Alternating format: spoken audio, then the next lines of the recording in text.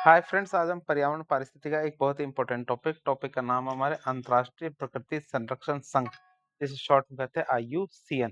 इसके बारे में काफी डिटेल्स चर्चा करेंगे। आप हमारे साथ बने रहिए ताकि आपको इसके बारे में जानकारी प्राप्त हो सके। तो शुरुआत करते हैं आज का टॉपिक का नाम है अंतर्राष्ट्रीय प्रकृति संरक्षण संघ। तो इसकी शुरुआत करेंगे इसके ऐतिहासिक पृष्ठभूमि के बारे में जान के। सबसे पहले इसकी स्थापना के बारे में बात करें, एस्टैब्लिशमेंट की, तो 5 अक्टूबर 1948 को। कब? 5 अक्टूबर 1948 को फ्रांस के फ़ॉन्टेनब्लेउ, एक शहर है फ्रांस का, वहाँ पे इसकी स्थापना की गई थी 5 अक्टूबर 1948 को। बात करें शुरुआती नाम की, तो स्थापना के समय इसका नाम क्या था? स्थापना के समय इसे IUPN मतलब international union for the protection of nature मतलब प्रकृति संरक्षण के लिए अंतर्राष्ट्रीय संघ, ये नाम रखा गया था जब इसकी शुरुआत की गई थी। बात करें नाम में परिवर्तन की, तो 1956 में। कब? 1956 में इसका नाम बदल के IUCN मतलब international union for conservation of nature कर दिया गया था।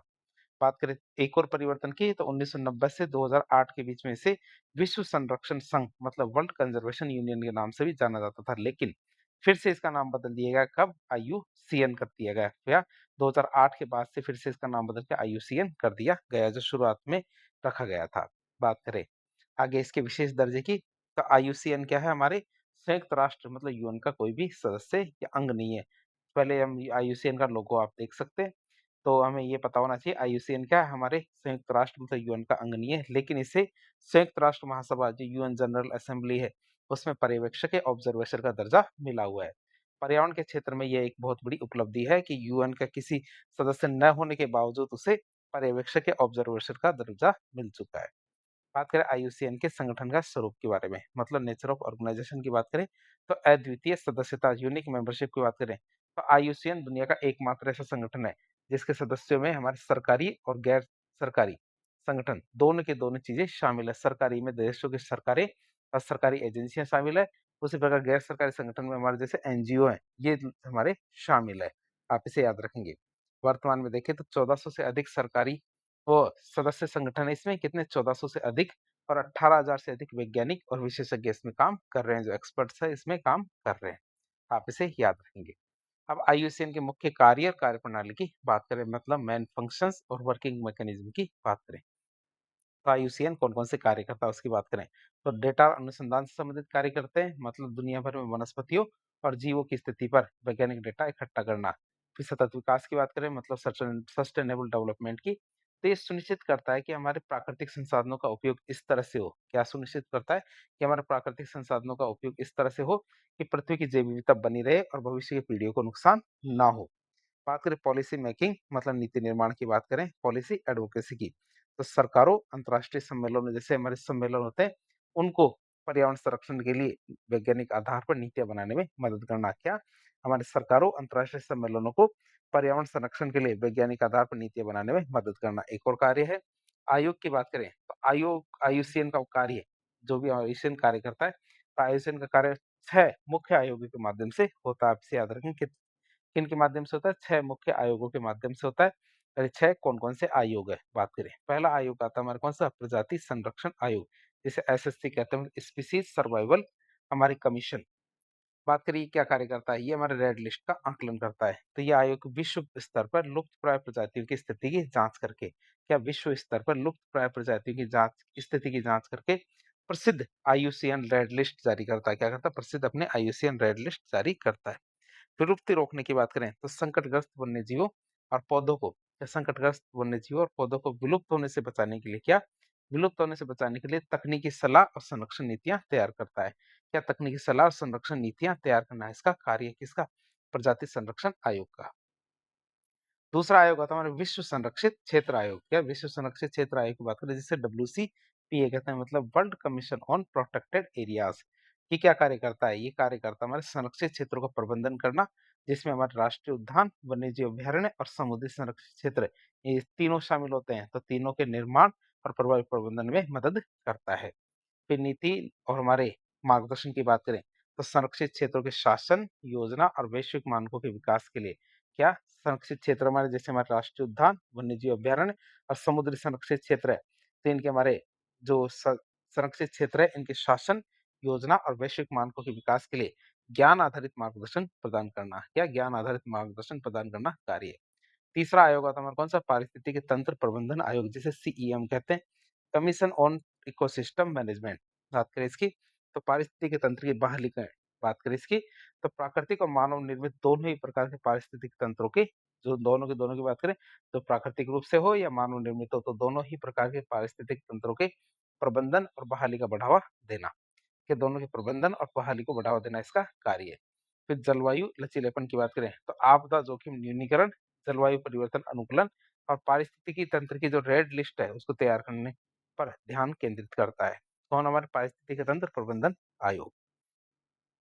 फिर बात करें विश्व पर्यावरण कानून आयोग की बात करें, किसकी? विश्व पर्यावरण कानून आयोग की बात करें, WCEL, तो world commission on environmental law बात करें इसकी, तो कानूनी ढांचा, तो प्रकृति संरक्षण और सतत विकास को मजबूत करने के लिए क्या? प्रकृति संरक्षण और सतत विकास को मजबूत करने के लिए नए पर्यावरण कानूनों और कानूनी सिद्धांतों का विकास करना, नए पर्यावरण कानून और कानूनी सिद्धांतों का विकास करना इसका कार्य है।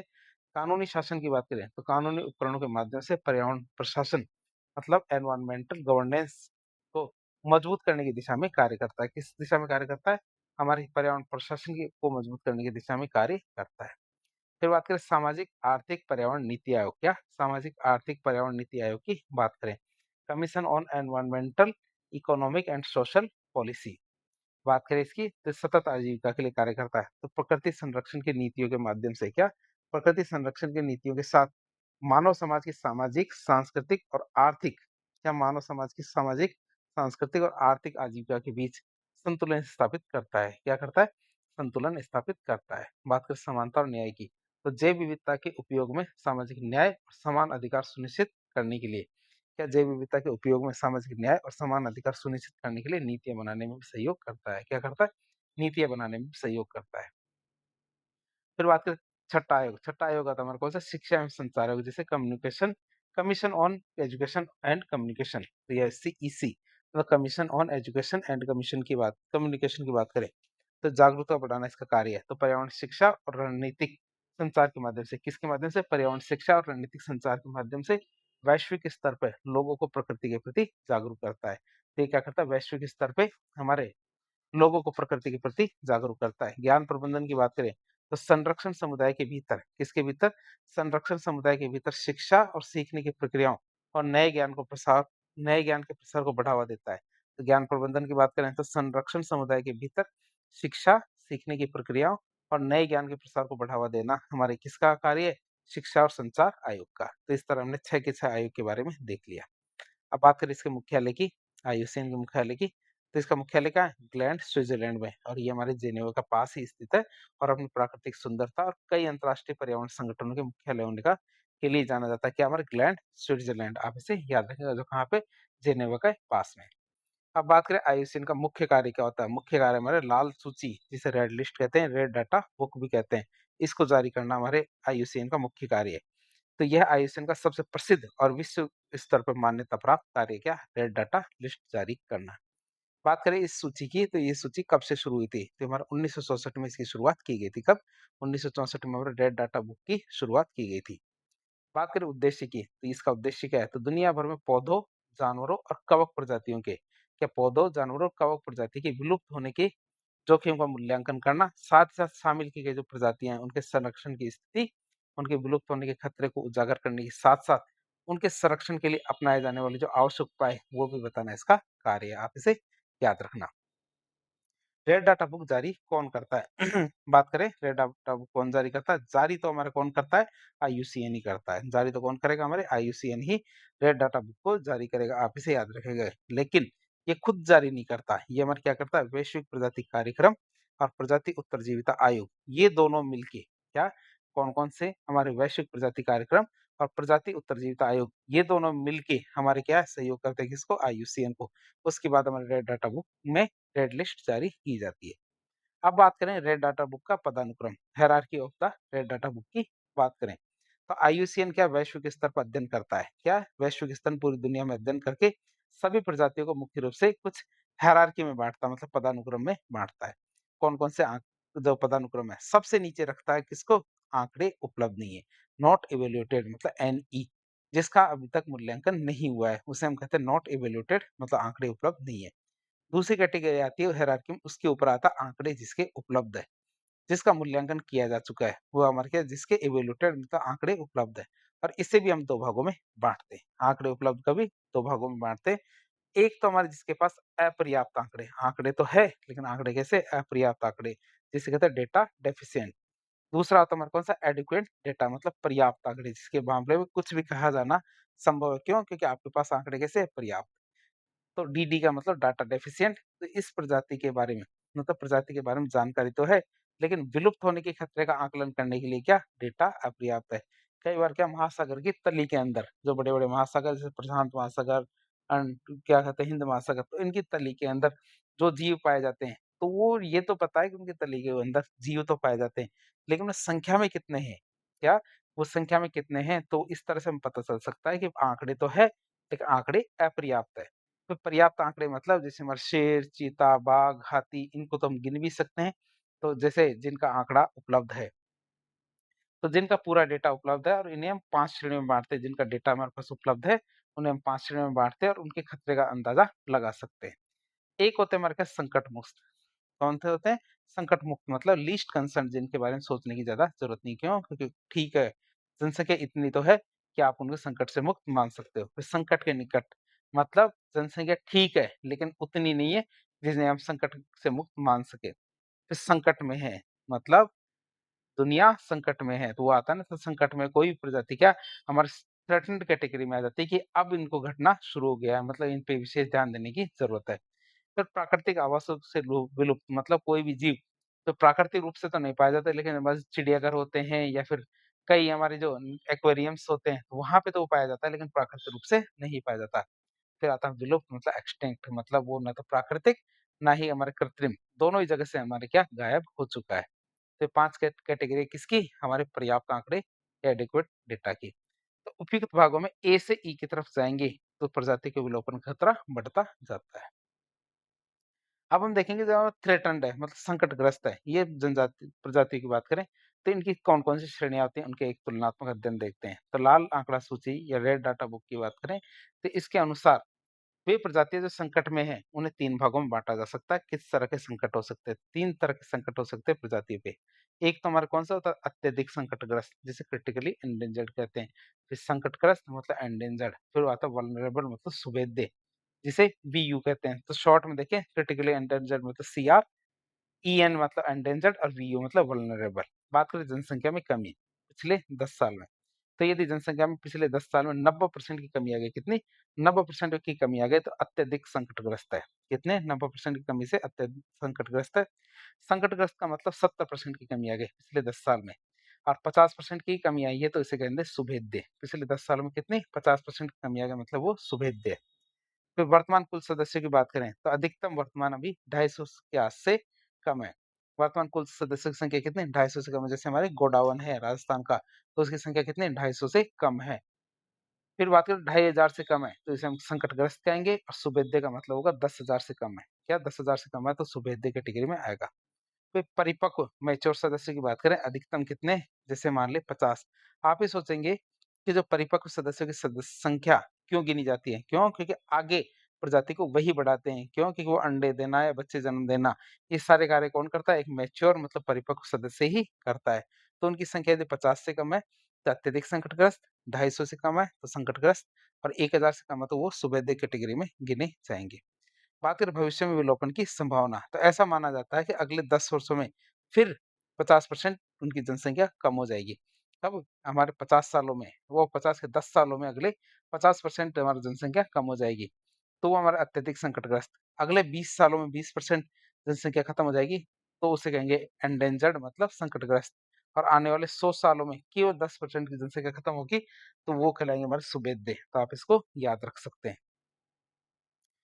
अब हम देखेंगे तीनों कैटेगरियाँ देख ले। अब ओवरऑल कैटेगरियाँ देख लेते हैं रेड डाटा बुक की। हमारे 9 श्रेणियाँ हैं, 9 कैटेगरी होती है, जिनके बारे में देख लेते हैं। सबसे पहले आता है एक्सटिंक्ट मतलब ये वर्ष से वर्ष स्थिति है, मतलब सबसे बुरी स्थिति से सबसे अच्छी स्थिति की तरफ जाएँगे।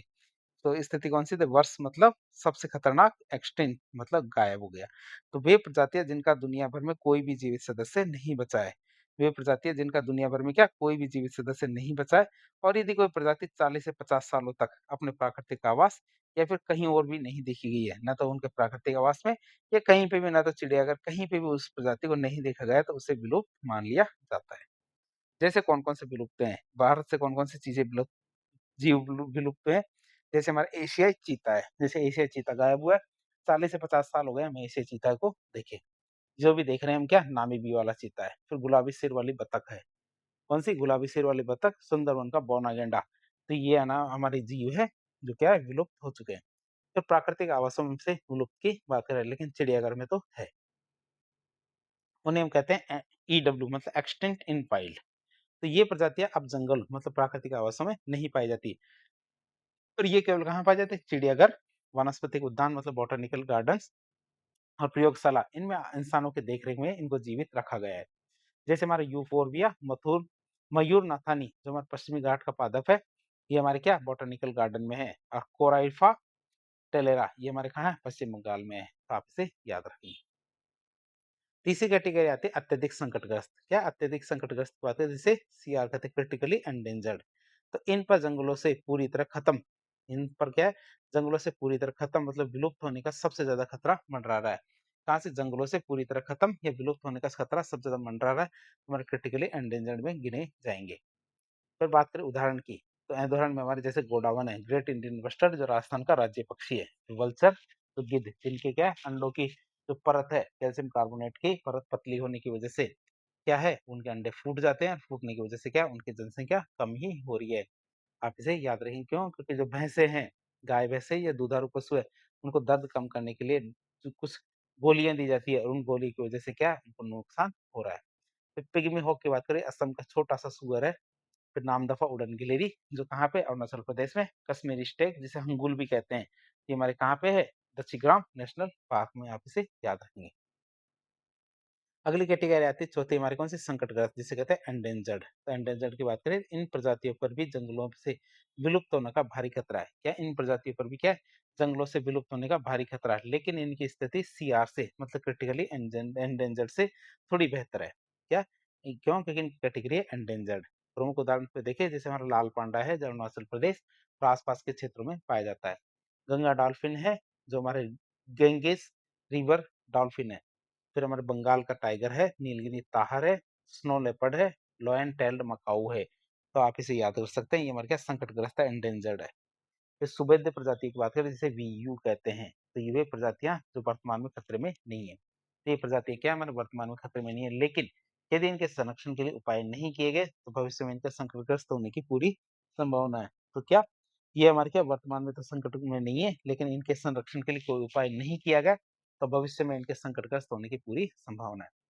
जैसे उदाहरण की बात करें तो जैसे हमारे एक सींग वाला गैंडा सिंगल हॉर्न रेनो, और हमारे क्या स्लॉथ बियर स्लॉथ भालू है, 12 सिंगा स्वैम्प डियर है, और हमारे बात करें ऑलिव रिडले कछुआ, तो ये हमारे क्या सुभेद्य प्रजातियां हैं जो वर्तमान में तो खतरे में नहीं है, लेकिन भविष्य में खतरे में होने की संभावना है। फिर संकट के निकट मतलब संकटापन्न की बात करें, नियर थ्रेटन जिसे एंटी कहते हैं, तो ये ऐसी प्रजातियां हैं जो अभी वीयू, ईएन और सीआर मतलब वर्नरेबल, एंडेंजर्ड और क्रिटिकल एंडेंजर्ड तीन ही श्रेणियों में शामिल नहीं है, लेकिन भविष्य में उन श्रेणियों में जा सकती है। जैसे हमारे तेंदुआ मतलब लियोपार्ड है, भेड़िया है, हिमालयन ताहर है, तो ये हमारी क्या है वर्तमान में तो थ्रेटन नहीं है, लेकिन बाद में थ्रेटन हो सकती है। फिर लीस्ट कंसर्न मतलब एलसी मतलब जिसको संकट से मुक्त माना गया है। तो ये वो प्रजातियां होती है जो बहुतायत में पाई जाती है, जिन पर वर्तमान में विलुप्ति का कोई खतरा नहीं है, जैसे हमारे इंसान है, कौवे है, चूहे है, हमारे ये बकरियां हैं। तो ये हमारे क्या है वर्तमान में तो इन पे कोई विलुप्ति का खतरा नहीं है, और भविष्य में भी देखा जाएगा कभी आएगा, तो क्यों? क्योंकि इनकी संख्या खूब सारी है। फिर हमारे 8वीं और 9वीं कैटेगरी आती है। एक कैटेगरी होती है डीडी और दूसरी कैटेगरी होती है एनई। डीडी का मतलब डेटा डेफिशिएंट मतलब आंकड़े अपर्याप्त है। एनई का मतलब होता है आंकड़े उपलब्ध नहीं। तो डीडी वो प्रजातियां होती है, डीडी का मतलब डेटा डेफिशिएंट आंकड़े अपर्याप्त। वे प्रजातियां जिनका अस्तित्व तो है, लेकिन उनकी संख्या का सटीक अनुमान लगाने के लिए कोई डेटा नहीं है। जबकि जैसे मच्छर, मक्खियां, लेकिन जबकि हमारा एनई मतलब आंकड़े उपलब्ध नहीं, वो श्रेणी वो प्रजातियां होती है जिनका अभी तक आईयूसीएन ने कोई मूल्यांकन नहीं किया है। तो इस तरह आज एक लेक्चर के जरिए हमने आईयूसीएन के बारे में काफी डिटेल से जानने की कोशिश की। तो इस प्रकार के इन्फॉर्मेटिव वीडियो देखने के लिए हमारे चैनल से जुड़े वीडियो यदि पसंद आता है तो वीडियो को लाइक करें, चैनल को सब्सक्राइब करें, अपने दोस्तों के साथ शेयर करें। धन्यवाद।